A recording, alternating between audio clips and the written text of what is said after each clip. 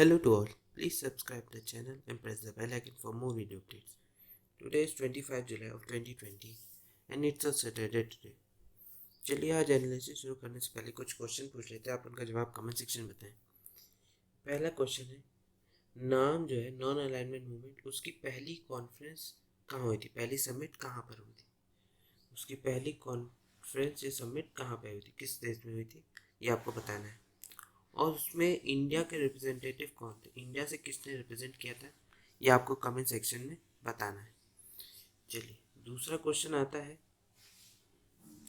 क्या कहते हैं कि इंडिया एट रिस्क जो बुक है, इंडिया एट रिस्क जो बुक है उसके ऑथर कौन है, ये आपको कमेंट सेक्शन में बताना है कि इंडिया एट रिस्क के ऑथर कौन है।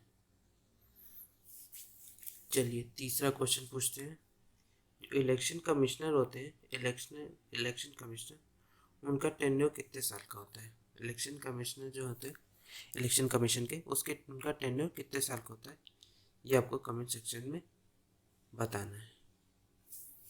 चलिए आज इतना ही क्वेश्चन पूछते हैं। चलिए आगे की एनालिसिस शुरू करते हैं आज की। अगर आपने चैनल सब्सक्राइब ना किया हो तो सब्सक्राइब कर लें। चलिए एनालिसिस शुरू करते हैं। आज की पहली न्यूज़ देखेंगे। पहली न्यूज़ आती है, Advani record statement in Babri demolition case. जो राम मंदिर और क्या कहते हैं बाबरी मस्जिद वाला केस था, जो क्या कहते हैं बाबरी डिमोलिशन जो केस था कि बाबरी मस्जिद वाला गिराने वाला, उस पर अडवाणी का रिकॉर्ड किया गया स्टेटमेंट। तो इस पर बीजेपी लीडर अडवाणी ने कहा है कि कहते हैं ये पॉलिटिकल रीजंस के कारण उसके ऊपर केस है, ये उसने ऐसा कुछ उसके ऊपर चार्ज नहीं होना चाहिए, ये पॉलिटिकल रीजंस के कारण है। कल कहते हैं उनके ऊपर वीडियो कॉन्फ्रेंसिंग के द्वारा पूरी तरह क्वेश्चनिंग की गई है, पूरा स्टेटमेंट उनका रिकॉर्ड किया गया है, इस न्यूज़ में पूरा वही बताया गया है। चलिए हम लोग देख लेते हैं राम मंदिर और बाबरी इशू जो है उसके बारे में हम लोग देख लेते हैं अलग से। आप हमारे टेलीग्राम चैनल को भी सब्सक्राइब कर सकते हैं, क्वेश्चन 247, या डिस्क्रिप्शन पर दी लिंक से भी सब्सक्राइब कर सकते हैं। राम मंदिर बाबरी मस्जिद केस, ये इसके देख लेते हैं कौन कौन सी डेट पे क्या हुआ, इंपॉर्टेंट डेट्स। जो इन 1853 ही recorded first recorded incident of violence, जो पहला वायलेंस इंसिडेंट है वो 1853 को रिकॉर्ड किया गया। जब holy site take place during the reign of Nawab Wajid Ali Shah Awadh, जब पूरी होली साइट को नवाब वाजिद अली शाह अवध के द्वारा क्या कहते हैं रीग में आ गया, उनके रीजन में आ गया था। Nirmohi the Hindu sect claim that the Hindu temple had been destroyed during Babur's time to build the mask.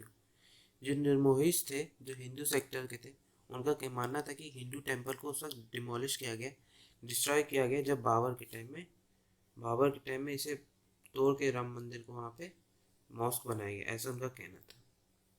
फिर 1984 में Hindu groups form a committee to spearhead the construction of Ram temple at the Janmabhoomi site, कि हिंदू ग्रुप ने वहाँ पे क्या कहते हैं राम मंदिर का फिर से कंस्ट्रक्शन चालू किया और कहा कि जन्मभूमि जहाँ पे है वहीं पे राम मंदिर बनेगा। फिर 1990 में the volunteers of the VHP partially damage the mosque, कि जो वीएचपी के वॉलंटियर्स थे उन्होंने मॉस्क को डिमोलिश कर दिया। Then PM intervenes and tries to resolve the issue through negotiation, और उस वक्त पीएम ने क्या कहते हैं इंटरवीन किया इस कंडीशन पर और क्या कहते हैं अपना डिसीजन बताया। फिर दिसंबर 1992 को a large crowd of Hindu Kasevas demolished the 16th century Babri mosque in the city of Ayodhya, और जो हिंदू कासेवास थे उन्होंने जो बाबरी मस्जिद थी 16th सेंचुरी बनी थी, उसको तोड़ दिया अयोध्या में। The demolition occur after political rally at the site turn violent, ये डिमोलिशन तब हुआ जब एक पॉलिटिकल रैली चली थी, वो वायलेंट हो गई, उसके बाद ऐसा हुआ। This lead to some of the most deadly riots across the country, leading to deaths of more than 2000 people.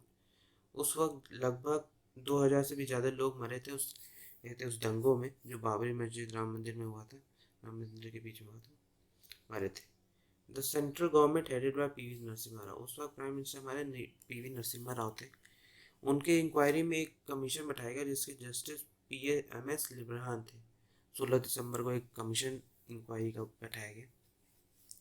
फरवरी 2002 में an attack on a train from Godhra in Gujarat, एक अटैक हुआ गोधरा में गुजरात के, believe to be carrying karsevaks to Ayodhya, at least 58 people are killed, कि लगभग 58 लोग मरे थे कि जो कारसेवास अयोध्या के थे वो लोग उसमें ट्रैवल कर रहे थे, ऐसा माना जाता है। द रिवर erupt across the state and over 1000 are said to have been killed during the riots. उस वक्त भी दंगे चालू हुए और लगभग 1000 से भी ज़्यादा लोग मरे। फिर हाई कोर्ट ने आर्कोलॉजिकल सर्वे ऑफ इंडिया को नोटिस भेजा कि वो राम मंदिर और बाबरी मस्जिद वाली जो साइट है उसको एक्सकेवेट करें, खाली करवाएं और फिर उस पर डिसीजन लिया जाएगा।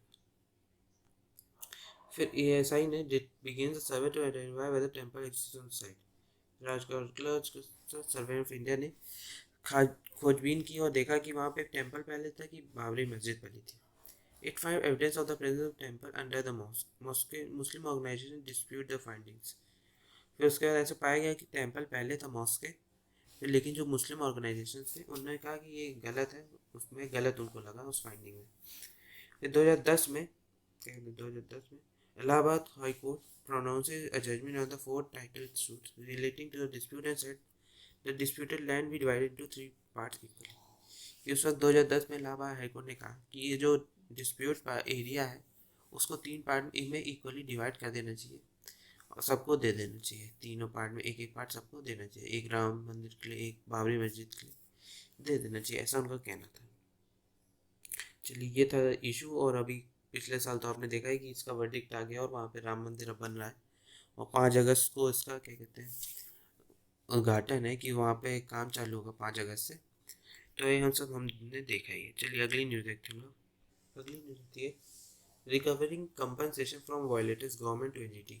कि जो वायलेटर्स होते हैं जो दंगे करते हैं उनसे कंपनसेशन लेना है, ऐसा गवर्नमेंट का कहना है एनजीटी से। चलिए इसमें इम्पोर्टेंट आता है एनजीटी, हम लोग एनजीटी को देख लेते हैं। NGT national green tribunal establish किया गया था 2010 में नेशनल ग्रीन ट्रिब्यूनल एक्ट के द्वारा। एक स्पेशलाइज्ड इन्वायरमेंटल कोर्ट होती है जो देती है इन्वायरमेंटल इश्यूज में अपना डिसीजन और कंजर्वेशन ऑफ फॉरेस्ट में। ये एक जुडिशियल पावर है जो डिसाइड करती है सिविल इन्वायरमेंटल मैटर्स पे। इसका क्या कहते हैं स्ट्रक्चर क्या होता है, इसमें एक चेयरपर्सन होते हैं, एक जुडिशियल मेंबर, इसमें कुछ जुडिशियल मेंबर एक्सपर्ट मेंबर्स होते हैं। ये 5 साल के लिए ऑफिस होल्ड करते हैं और इसमें कोई रीअपॉइंटमेंट नहीं होता।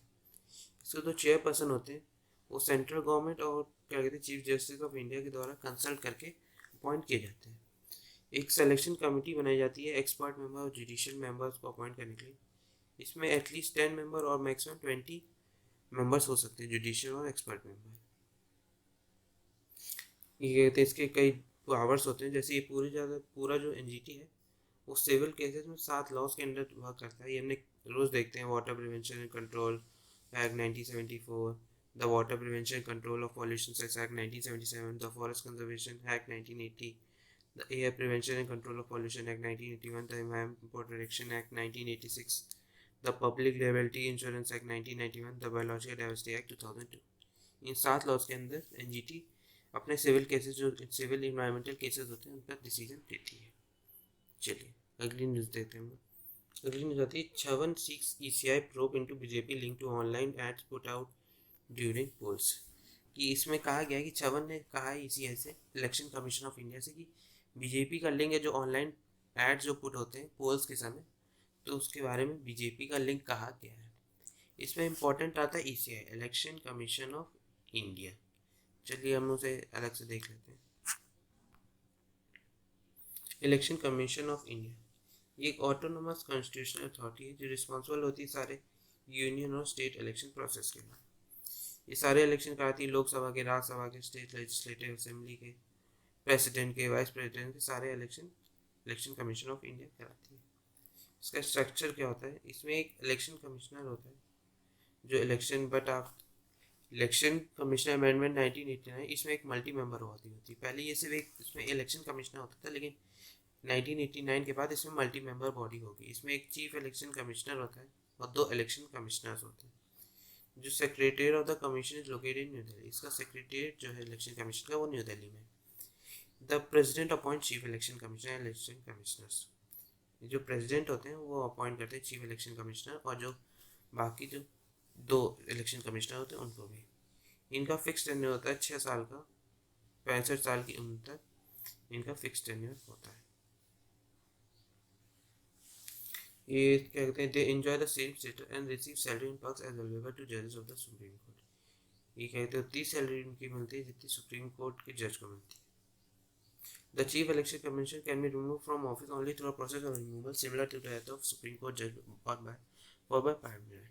कि जैसे सुप्रीम कोर्ट के जज को रिमूव किया जाता है वैसे ही उसी प्रोसेस के द्वारा ही इनके चीफ इलेक्शन कमिश्नर को भी रिमूव किया जा सकता है। इनके फंक्शन क्या होते हैं कि अगर ये देखते हैं superintendent and direct control the entire process of conducting election. जो भी इलेक्शन होते हैं उनका पूरा डिसीजन यही देते हैं। The most important function of the commission is to decide the election schedules for the conduct of periodic and timely election। कि जो पीरियोडिक और टाइमली इलेक्शन होते हैं उनके ऊपर अपना डिसीजन लेना, electronic photo identity card provide करना लोगों को, ये सब इनके फंक्शन होते हैं। चलिए अगली न्यूज़ देखते हैं हम। अगली न्यूज़ आती है एनआईए कोर्ट रिजेक्ट्स आनंद तेलुगु बेल्स प्ली। इसमें इम्पोर्टेंट कंटेस्ट इम्पोर्टेंट नहीं है। एनआईए तो हमेशा कुछ ना कुछ आता ही रहता है एनआईए का, कि अभी गोल्ड स्मगलिंग केस में एनआईए का चल रहा था, तो एनआईए इम्पोर्टेंट है। चलिए एनआईए हम लोग देख लेते हैं। एनआईए एनआईए एक नेशनल इन्वेस्टिगेशन एजेंसी एक्ट द्वारा लाया गया था इसे। इसका फंक्शन होता है सॉवरेनिटी, सिक्योरिटी, इंटीग्रिटी जो इंडिया की उसको बनाए रखना, वर्क करना against atomic and nuclear facilities के, स्मगलिंग को रोकना, क्या कहते हैं जो कन्वेक्शन होते हैं, जो इंटरनेशनल ट्रीटीज़ या एग्रीमेंट्स होते हैं उसको बनाए रखना, टेररिज्म के खिलाफ लड़ना। एक counter terrorism central counter terrorism law enforcement agency के रूप में भी वर्क करती है। इसका हेडक्वार्टर न्यू दिल्ली में। इसके कई ब्रांचेस भी हैं जैसे हैदराबाद, गुवाहाटी, लखनऊ, मुंबई, कोलकाता में भी इसके हैं। इसके अमेंडमेंट जो हुआ 2019 में एनआईए अमेंडमेंट बिल पास हुआ, उसमें human trafficking offence related to currency note, जो स्मगलिंग होती है करेंसी नोट्स की, जो क्या कहते हैं उसके बारे में ही इसको जोड़ा गया। जो प्रोहिबिटेड आर्म्स की सेल होती है उसको रोका गया के लिए इसको जोड़ा गया। इसमें साइबर टेररिज्म को, offences under the explosive substance को भी इसमें जोड़ा गया। इसमें एक स्पेशल कोर्ट भी होती है जो पूरा डिसीजन देती है। एनआईए एक्ट के द्वारा से स्पेशल कोर्ट पूरा डिसीजन लेती है। अगर कोई क्वेश्चन आता है कि कहते हैं उनके जुरिडिक्शन पे स्पेशल कोर्ट के, तो फिर सेंट्रल गवर्नमेंट डिसीजन लेती है और वो डिसीजन फाइनल होता है। जो स्पेशल कोर्ट होती है जिसमें ये जो डिसीजन लेती है एनआईए केसेस पे, वो कोड ऑफ क्रिमिनल प्रोसीजर 1973 के द्वारा पूरा जुरिडिक्शन अपना देती है। चलिए अगली न्यूज़ देखते हैं। अगली न्यूज़ आती है stand to put off final year exams at odds with UGC guidelines state told. ऐसा महाराष्ट्र गवर्नमेंट का कहना है कि जैसे हमने कही वो फाइनल ईयर एग्ज़ाम वो स्टैंड ऑफ कर रहे हैं, वो ख़त्म कर रहे हैं कि नहीं होगा फाइनल एग्ज़ाम, लेकिन यूजीसी गाइडलाइंस के खिलाफ जाने के लिए वो जा सकते हैं और लेकिन एग्ज़ाम उनके यहाँ नहीं होगा, ऐसा उनका कहना है। इसमें इम्पोर्टेंट है कि यूजीसी को हम लोग अलग से देख लेते हैं। यूजीसी एक स्टैट्यूटरी बॉडी जिसे 1956 में बनाया गया था। स्टैट्यूटरी बॉडी 1956 में बनाया गया था coordination, determination and maintenance of standards of higher education को बनाए रखने के लिए। इसे 1946 में पहले बनाया गया था 3 यूनिवर्सिटी के लिए, उसकी सेंट्रल यूनिवर्सिटी, अलीगढ़, बनारस, दिल्ली, ये जो 3 यूनिवर्सिटी उनको देखने के लिए, उनके वर्क देखने के लिए बनाया गया था। फिर 1947 में एक कमेटी बनाई गई और भी यूनिवर्सिटीज़ को जोड़ लिया गया इसमें। फिर 1948 में एक कमेटी बनाई गई एस राधाकृष्णन की चेयरमैनशिप में, और इसे जो यूनिवर्सिटी ग्रांट्स कमीशन था यूनाइटेड किंगडम के, उसके तर्ज पर इसे बनाया गया। इसका फंक्शन होता है रिकॉग्निशन देना है यूनिवर्सिटी को जो इंडिया में, ग्रांट्स प्रोवाइड करना यूनिवर्सिटी और कॉलेजेस को, स्कॉलरशिप प्रोवाइड करना, रूल्स एंड रेगुलेशन देखना कि वो चल रहे हैं उसके कि नहीं, इन सब पर उसका वर्क होता है। चलिए अगली न्यूज़। पहला एडिटोरियल आता है judicial indiscipline. Rajasthan high court ने कहा है कि उन्होंने स्टेटस क्वो एंटे को कहा है कि जो पहले कंडीशंस वो वही रहे, उनके ऊपर कोई डिस्क्वालिफिकेशन नहीं रहेगा। जो कहते हैं एमएलए जो थे 19 एमएलए और सचिन पायलट के ऊपर, ऐसा उनका कहना है। तो उसी के ऊपर कहते हैं ये पूरा एडिटोरियल है कि कहते हैं उन्होंने ऐसा क्यों कहा।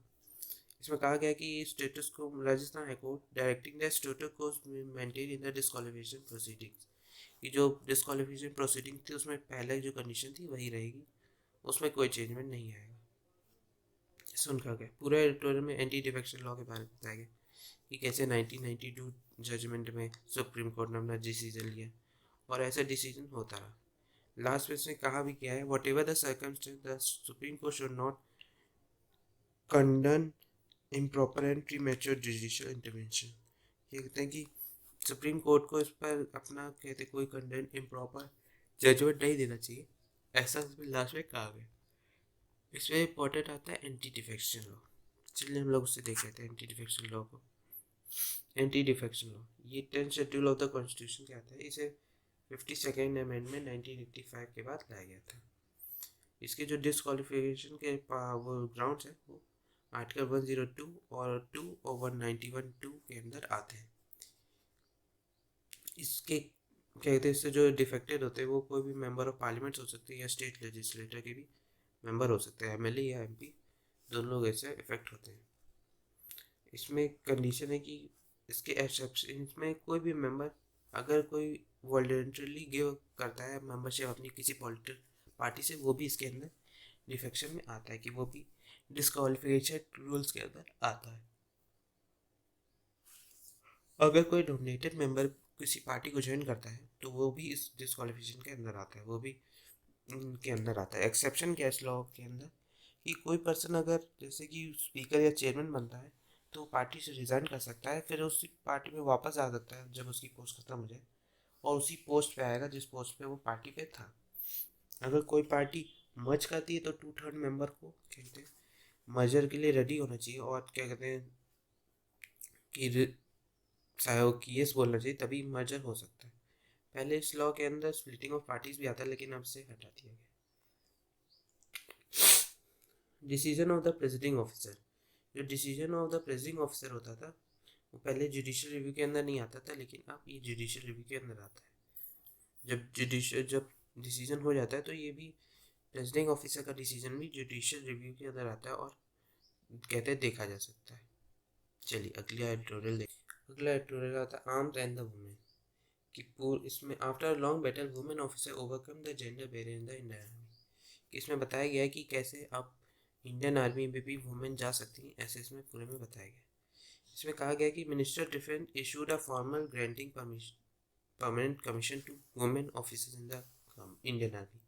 कि एक परमानेंट कमीशन बनाया गया है वुमेन ऑफिसर्स के लिए इंडियन आर्मी में, और अब इसके कारण वुमेन ऑफिसर्स भी इंडियन आर्मी में जुड़ सकती है। इस पूरे एडिटोरियल में यही बताया गया है।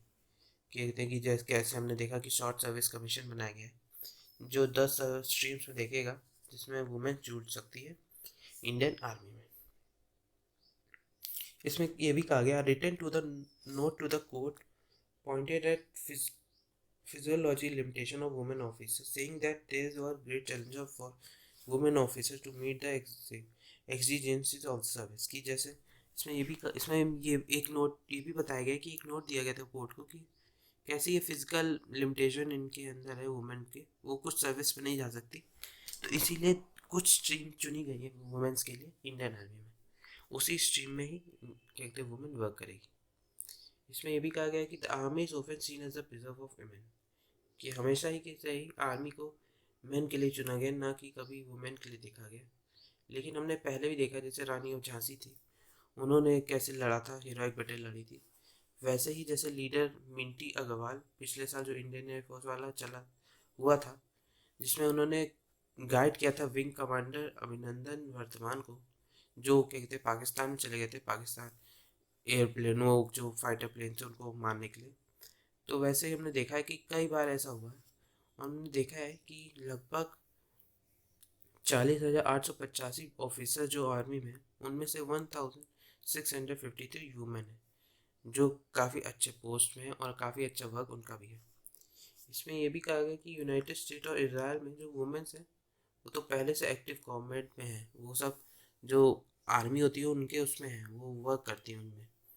इसमें लास्ट में एक आ गया the supreme court had to जज fully the government to make women's role in the army more inclusive. A gender barrier may have fallen but the war against inequality is far from over। कि अगर gender barrier तो ख़त्म हो गया है, लेकिन अभी भी कई चैलेंजेस है वुमेन को इंडियन आर्मी में जाने के लिए। तो सुप्रीम कोर्ट ने कहा कि गवर्नमेंट को एक्शन लेना चाहिए और कई वे बनाने चाहिए कि आराम से वुमेन अपना एक्शन अपना वर्क कर सके। चलिए अगला एडिटोरियल देखते हैं। The spectre of crowd in the covid city.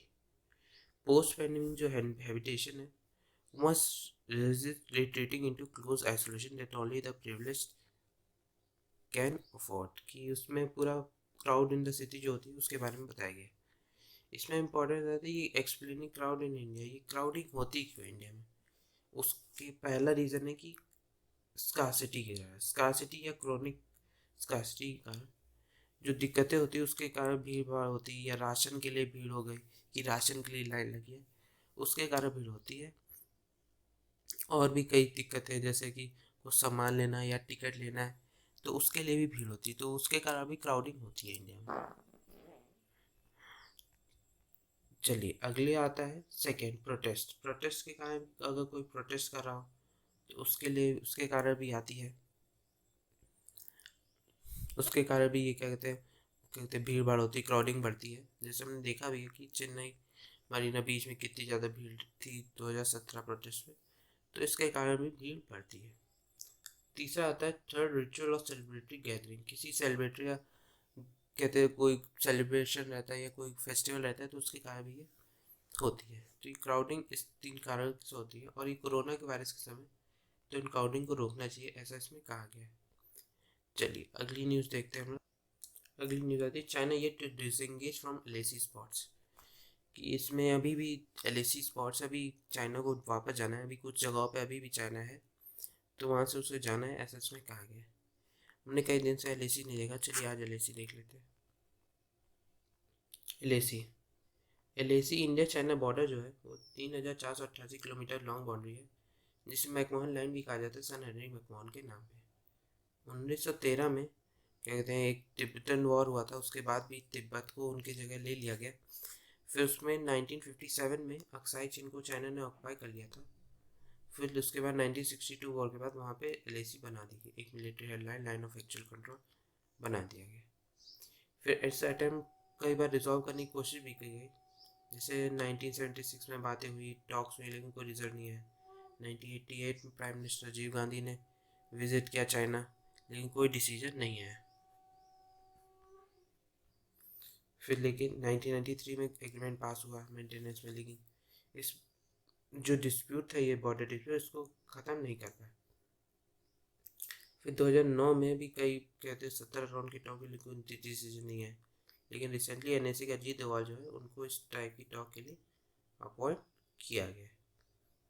चलिए अगली न्यूज़ देखते हैं हम लोग। अगली न्यूज़ आती है bank gross NPAs may climb to as much as 14% by March. ऐसा आरबीआई का कहना है कि जो एनपीएस जो होता है नॉन प्रॉफिट एसेट जो होता है, जो नॉन प्रॉफिट एसेट्स का मतलब क्या होता है, एनपीए का मतलब होता है कि किसी इंसान ने लोन लिया, बैंक से लोन लिया, लेकिन वो उस बैंक को लौटा नहीं पा रहा है, तो वो नॉन प्रॉफिट एसेट्स होता है, कि वो नॉन प्रॉफिट एसेट्स कहलाता है। इसमें इंपॉर्टेंट आता है आरबीआई। चलिए हम लोग आरबीआई को देख लेते हैं अलग से। आरबीआई को स्टैब्लिश किया गया था 1 अप्रैल 1935 को reserve bank of India act 1934 के तहत इसे स्टैब्लिश किया गया था। इसका सेंट्रल ऑफिस पहले कलकत्ता में था, लेकिन फिर इसे मुंबई में 1937 में शिफ्ट कर दिया गया। जो सेंट्रल ऑफिस था where the governor sit and where policies are formulated, central office में ही गवर्नर सिट कर बैठते थे और डिसीजन लेते थे। पहले ये प्राइवेटली ओन था, लेकिन नेशनलाइजेशन जो हुआ 1949 के बाद इसे पूरी तरह से गवर्नमेंट ऑफ इंडिया के अंदर लाया गया। The reserve bank affairs are govern by central board of director, ये जितने भी अफेयर्स होते हैं सेंट्रल रिजर्व बैंक के वो पूरे एक सेंट्रल बोर्ड ऑफ डायरेक्टर है, वो डिसीजन लेता है। The board is appointed by the government of India in keeping in the reserve bank of India act, ये जो गवर्नमेंट ऑफ इंडिया है वो पूरा इस बोर्ड को कहते हैं अपॉइंट करती है reserve bank of India act के तहत। इसके जो डायरेक्टर होते हैं वो अपॉइंटेड या nominated for period of 4 years, ये अपॉइंटेड भी हो सकते हैं, नॉमिनेटेड किए जा सकते हैं 4 साल के, इनका टेन्योर 4 साल का होता है। चलिए आज के लिए इतना ही, थैंक यू वेरी मच। अगर आपने चैनल सब्सक्राइब ना किया हो तो सब्सक्राइब कर लें, और क्या कहते हैं आगे की न्यूज़ के लिए, और करंट अफेयर्स का भी हमने कल से चालू किया है, आप उसे भी देख सकते हैं। करंट अफेयर, रोज़ का करंट अफेयर आपको मिलेगा, तो प्लीज़ सब्सक्राइब द चैनल। और अगर क्या कहते हैं कमेंट ज़रूर करें, और हमें अच्छा लगता है कि आप लोग कमेंट करते हैं। कुछ लोग करते हैं, इसलिए चाह रहे हैं कि सभी लोग कमेंट करें, तो प्लीज़ कमेंट और लाइक बटन जरूर दबाएं। चलिए थैंक यू।